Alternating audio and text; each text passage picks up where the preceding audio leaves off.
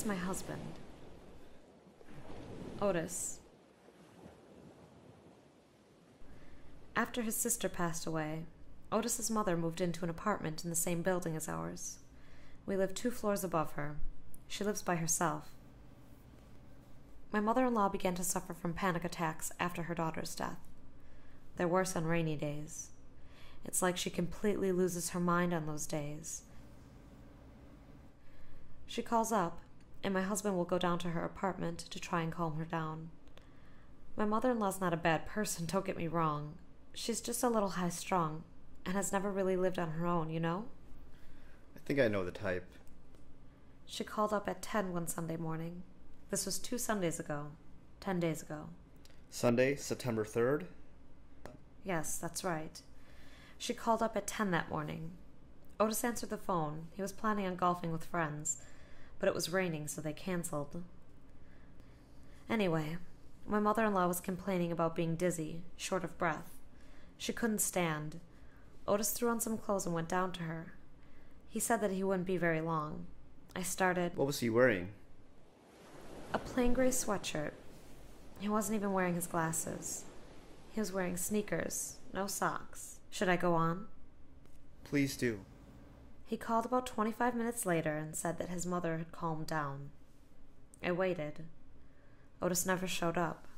His pancakes were getting cold. I called my mother-in-law and asked if he had left yet. She said that he had left a long time ago. He just vanished. I haven't heard from him since then. He just disappeared somewhere between his mother's apartment and our apartment. I take it you've already contacted the police? Of course. He wasn't back by 1, so I called them. They said there wasn't much that they could do until he was missing for 24 hours. I got the impression from the police that this sort of thing happens fairly often. A husband just decides that he's had enough and leaves. Except that Otis left the apartment with nothing but the clothes on his back. No wallet, no ID, no credit cards, nothing. Does that sound like someone who's decided to abandon his way of life? That's true. You mentioned that your mother-in-law lives 2 floors below you and your husband. Does he take the stairs? He would take the stairs. He would always say that taking the elevator down 2 floors would be wasteful and that he needed the exercise. So that's the situation. Will you take the case? Do you think I could take a look at your building right now? I'd like to see the last place your husband was seen. Of course, I would be happy to. I'm sorry, does this mean that you are taking the case?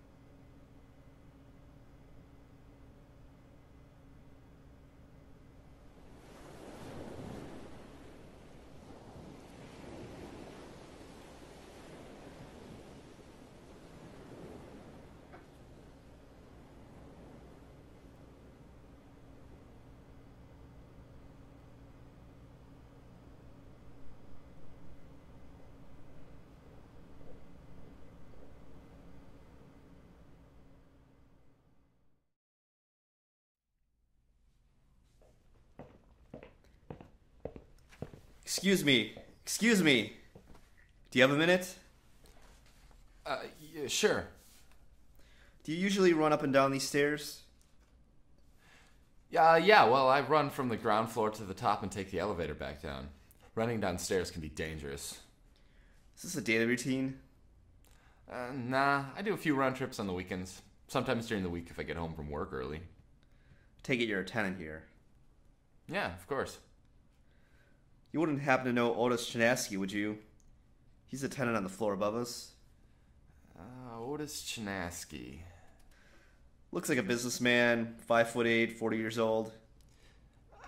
Yeah, okay. I think we talked with him. I think I talked with him once. We passed each other on the staircase sometimes when I'm running.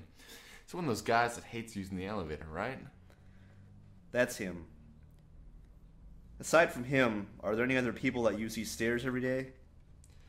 Not that many, but there are a few you might call regulars. People who don't like taking elevators.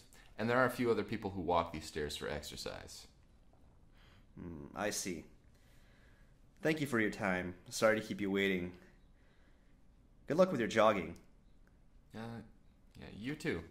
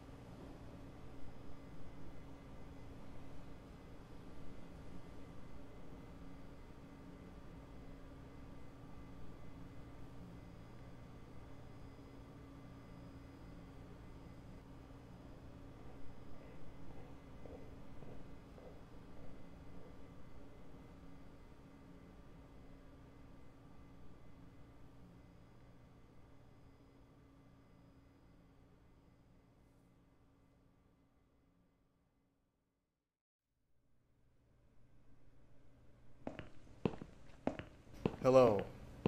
Hi. Tough day at the supermarket? Okay, then let's talk about something else. Do you live in this building?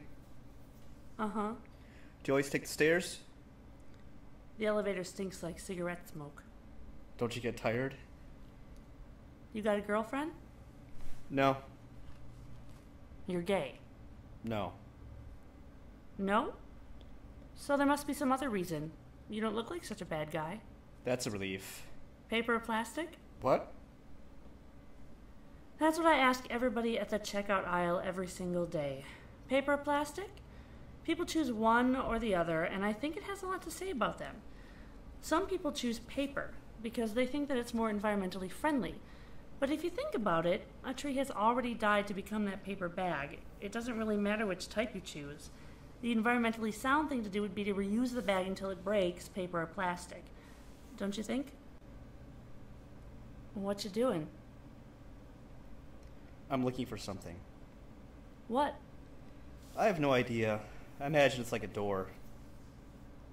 What kind of door? I'm not so sure. I wonder what color and shape it would be. Maybe it isn't even a door. You mean it's like an umbrella? An umbrella? No reason it couldn't be an umbrella, I suppose. But doors and umbrellas are different shapes and sizes, and they do different things. You're right, but I'm actually sure when I know I'll recognize it. Like, hey, that's it. Whether it's a door, an umbrella, or... Have you been looking a long time? For a very long time. I think I'm going to go home now. I'll see you later. Thanks for talking with me. Which did you say, paper or plastic? Plastic. Plastic. It's never paper.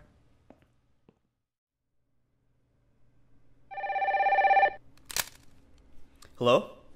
They found my husband. The police contacted me around noon yesterday. They found him sleeping on a beach in Chicago.